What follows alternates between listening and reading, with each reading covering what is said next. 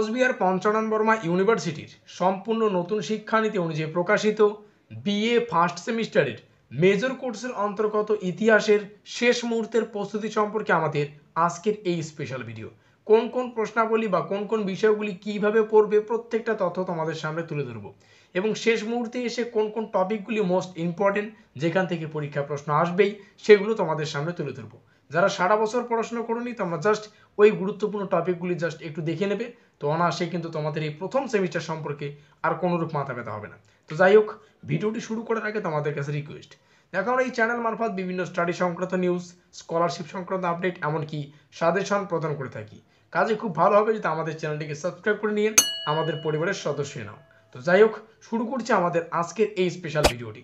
তো ঠিক যেমনটা আমরা আলোচনা করলাম, কোচবিহার পঞ্চানন বর্মা ইউনিভার্সিটির বিএ ফার্স্ট সেমিস্টারের মেজর কোর্সের হিস্ট্রি সাজেশন সম্পর্কে আমাদের আজকের এই স্পেশাল ভিডিও। আজকের এই ভিডিওটিতে আমরা শেষ মুহূর্তের প্রস্তুতি সম্পর্কে বিস্তারিত আলোচনা করব এবং আজকের এই সাজেশনটার নাম রাখা হয়েছে ব্রহ্মাস্ত্র সাজেশন।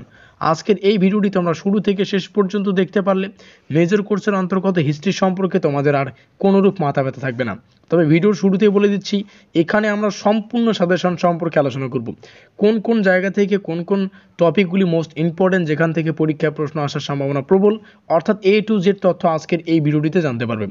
তবে কমেন্টে এটা জানাবে না যে উত্তরগুলো আমরা কোথায় পাবো। ইতিমধ্যে আমরা বিভিন্ন ক্লাসে কিন্তু বিভক্ত করে উত্তরগুলো বিভিন্নভাবে কিন্তু আলোচনা করেছি। তো এই মুহূর্তে নতুন করে চ্যানেলে প্রবেশ করে কিন্তু এই কমেন্টটা করবে না যে উত্তরগুলো কোথায় পাবো, ঠিক আছে? আর যাদের যে পার্টটা কঠিন মনে হবে সেই পার্টটাকে অ্যাভয়েড করে পরবর্তী পার্টটার জন্য প্রস্তুতি নিয়ে নাও। আমরা শেষ মুহূর্তে এসে এই বিষয়টা একদম স্টার চিহ্ন দিয়ে মার্কিং করে দিয়ে তোমাদের সামনে তুলে ধরবো যে কোন জায়গা থেকে পরীক্ষায় প্রশ্ন আসবেই বা পরীক্ষায় প্রশ্ন এসে বসে রয়েছে। ইউনিট 1 বিভিন্ন ইউনিটে আমরা বিভক্ত করেছি, ঠিক আছে? প্রাচীন ভারতীয়, তার আগে জাস্ট কিছু কথা, ডেসক্রিপশন বক্সে একটা লিঙ্ক পাবে, সেখান থেকে তোমরা মেজর কোর্সের কোশ্চেন প্যাটার্নটা দেখে নেবে যে কতগুলো করে প্রশ্ন আসে, কতগুলো প্রশ্নের উত্তর করতে হচ্ছে, ঠিক আছে? কোশ্চেন প্যাটার্ন সম্পর্কে একটা লিঙ্ক আমি ডেসক্রিপশন বক্সে প্রদান করে দেবো, তোমরা চাইলে সেখান থেকে দেখে নিতে পারো। প্রথম যে ইতিহাসের কনসেপ্ট ইউনিট 1, বিভিন্ন ইউনিট, 11খানা ইউনিট রয়েছে, সিলেবাস অত্যন্ত বড়, সাজেশন অত্যন্ত বড়। তবে ভিডিওর শেষে জাস্ট কিছু টপিক তোমাদের সামনে তুলে ধরবো যেখান থেকে প্রশ্ন আসবেই।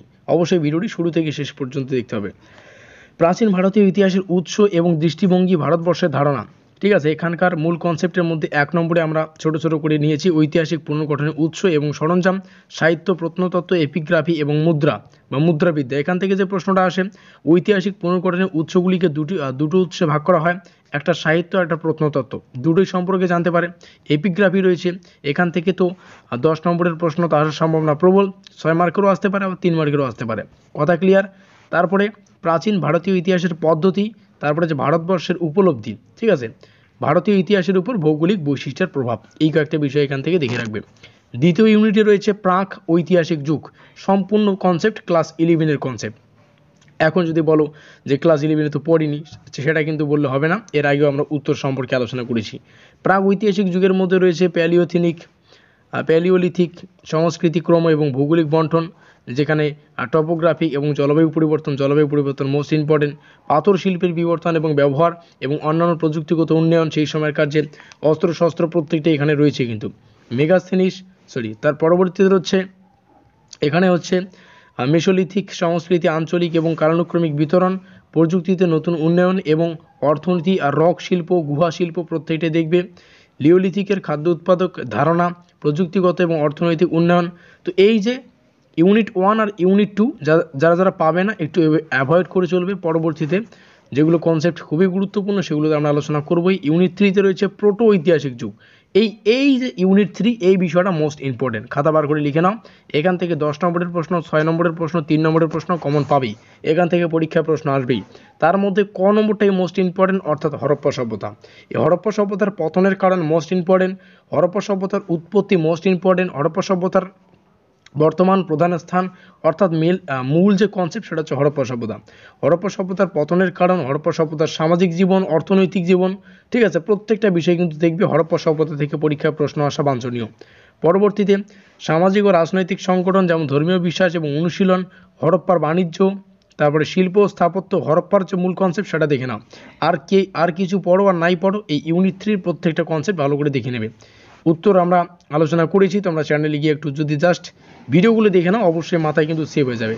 হরপ্পান বাণিজ্য এটা আলোচনা করলাম। হরপ্পার সংস্কৃতির পতন এবং অবদান, এর অবদান একটু আগেই বললাম যে হরপ্পা সংস্কৃতির পতন সম্পর্কে আলোচনা করো, ঠিক আছে। ইউনিট 4 যে বিষয়টা মোস্ট ইম্পর্টেন্ট, অ্যাভয়েড করলে হবে না, বৈদিক সভ্যতা, এখান থেকে আর্যরা পড়বে। আর্য সমস্যা, আদি জন্মভূমি, আর্যদের বিস্তার, বৈদিক সাহিত্য, মহাকাব্যের মধ্যে রামায়ণ আর মহাভারত রয়েছে। আর্যদের সমাজ, অর্থনীতি, রাজনীতি, ধর্ম, তারপরে যে সামরিক কৌশল, প্রত্যেকটা এখান থেকে দেখে নেবে। ইউনিট 5 জাস্ট অ্যাভয়েড করে চলো, এগুলো পাবেই না। নতুন ধর্মীয় আন্দোলন এবং দর্শন, এখানকার মধ্যে বস্তুগত এবং আদর্শিক পটভূমি, যৌন ধর্ম, বৌদ্ধ ধর্ম, আজীবিকা রয়েছে, ভাগবত রয়েছে, শৈব ধর্ম প্রত্যেকটাই, তারপরে সদদর্শন। তারপরে ইউনিট 6 যেখানে মহাজনপদ রয়েছে, ষোড়শ মহাজনপদ সম্পর্কে অবশ্যই পড়েছ। তো মহাজনপদ এবং মগধন সাম্রাজ্যের প্রত্যেকটা কনসেপ্ট এখানে রয়েছে, জাস্ট একটু দেখে নেবে। আলেকজান্ডারের আক্রমণ রয়েছে, মৌর্য যুগের প্রত্যেকটা রয়েছে, যেমন কৌটিল্যের অর্থশাস্ত্র তো মোস্ট ইম্পর্টেন্ট, পরীক্ষা প্রশ্ন আসবেই, 6 মার্কের অথবা 10 মার্কের একটা প্রশ্ন আসবেই কৌটিল্যের অর্থশাস্ত্র সংক্রান্ত প্রশ্ন, ঠিক আছে।